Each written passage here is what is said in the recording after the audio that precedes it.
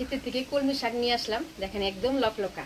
আজকে এই কলমি শাক দিয়ে আর ঘরে যে রুই মাছের মুড়া আছে, এই রুই মাছের মুড়া দিয়ে রান্না করব ঘন্ট। শাকের ডোগাগুলো একদম নরম আছে, এই নরম ডোগাগুলোও একদম ঝুরি করে কাটে দিই। শাকগুলো সব বাইছে নিলাম, এবার পরিষ্কার করে ধুয়ে নিয়ে আসি। কিছু কিছু ডোগাগুলো শুদ্ধ একদম ঝুরি করে কাটে দিব।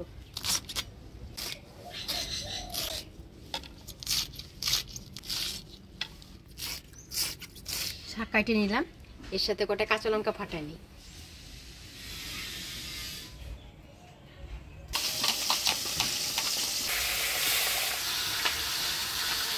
মাছের মুড়াটা আমি ভালোভাবে ভেজে নিলাম, একেবারে লাল করে এবার তুলে নিলাম।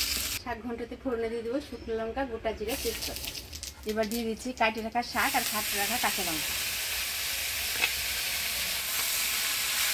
দিয়ে দিচ্ছি বাটা মশলা, ধনে জিরা, আদা বাটা, দিচ্ছি হলুদ, স্বাদ মতো লবণ। শাকটা সব মশলাপাতি দিয়ে নাড়াচাড়া করে নিলাম, এবার অল্প জল দিয়ে ঢাকা দিয়ে দিই। এবারে ভাজে রাখা মাছের মুড়াগুলো দিয়ে দেবো, সাথে ভালো করে নাড়াচাড়া করে নিলাম। এবার একটু পিঠালো দিয়ে নামিয়ে দিই। মাছের মুড়া দিয়ে কলমি শাক ঘন্ট হয়ে গেছে, এবার নামিয়ে নিই।